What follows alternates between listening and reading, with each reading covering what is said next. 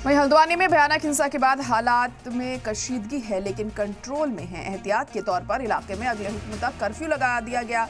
शरपसंदों को देखते ही गोली मारने का हुक्म दिया गया है। हल्द्वानी के फसाद ज़दा इलाके में पुलिस के आला अफसरान कैंप कर रहे हैं।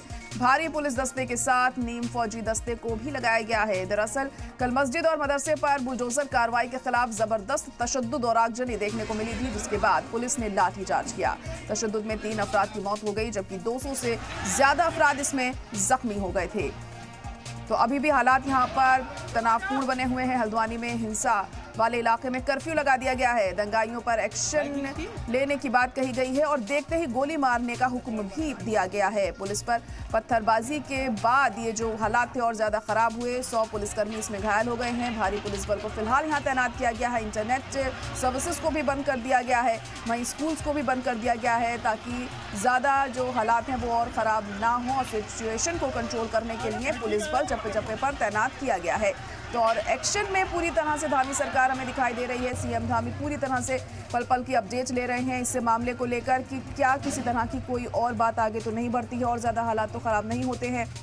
और उसी के मद्देनज़र हम देख रहे हैं कि चप्पे चप्पे पर यहाँ पुलिस बल की तैनाती की गई है। हल्द्वानी में कर्फ्यू लगा दिया गया है। दरअसल मदरसे और मस्जिद पर कार्रवाई की गई थी और ये बुलडोजर कार्रवाई हुई थी, जिसके बाद हालात इतने ज़्यादा ख़राब हो गए। वहाँ जमकर आगजनी हुई, तोड़फोड़ हुई और कई लोगों की इसमें जान चली गई है। 6 लोगों के मारे जाने की खबर है, तो वहीं 100 से ज़्यादा इसमें जख्मी भी हुए हैं। तो भयानक हिंसा हल्द्वानी में कल हमने देखी और अभी भी जो कशीदगी है वो बढ़ती जा रही है। हालांकि पहले के मुकाबले अब जो हालात हैं वो कंट्रोल में हैं, क्योंकि पूरी तरह से जो पुलिस है उसने जो स्थिति है उसे काबू में किया हुआ है। एहतियात के तौर पर इलाके में अगले हुक्म तक कर्फ्यू लगा दिया गया है। शरपसंदों को देखते ही गोली मारने का भी हुक्म दिया गया है। हल्द्वानी के फसाद ज़दा इलाके में पुलिस के आला अफसरान कैंप लगा रहे हैं, ताकि जो हालात हैं वो और ज़्यादा ख़राब ना हो और जो सिचुएशन है वो अंडर कंट्रोल ही रहे। लेकिन कब तक पूरी तरह से जो स्थिति है वो नॉर्मल हो पाएगी, ये देखने वाली बात होगी। और ये इस वक्त तस्वीरें भी तब की आप देख पा रहे हैं जब ये जो हिंसा थी ये भड़की थी, जब बहुत ज़्यादा यहाँ पर हालात ख़राब हो गए थे। बेकाबू स्थिति हमें देखने को मिली थी कल, जब मदरसे और मस्जिद में बुलडोज़र चलाया गया था।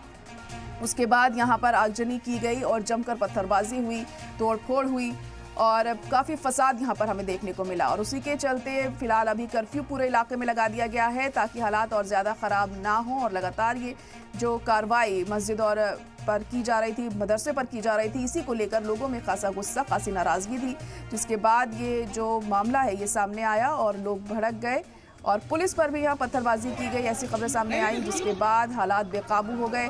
फिलहाल अभी कर्फ्यू यहाँ पर लगा दिया गया है। इंटरनेट सर्विसेज को भी बंद कर दिया गया है, स्कूल्स भी बंद कर दिए गए हैं 12वीं तक के।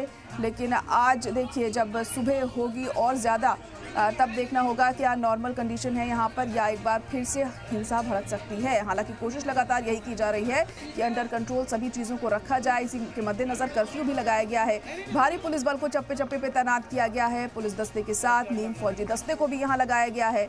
मस्जिद और मदरसे पर बुलडोजर कार्रवाई के खिलाफ जबरदस्त तशद्दुद और आगजनी हमें यहाँ देखने को मिली थी। इसके बाद पुलिस ने लाठीचार्ज किया। तशद्दुद में 3 अफराद की मौत की खबर सामने आ रही है और ये तादाद बढ़ भी सकती है, जबकि 200 से ज़्यादा अफराद इसमें जख्मी हुए हैं।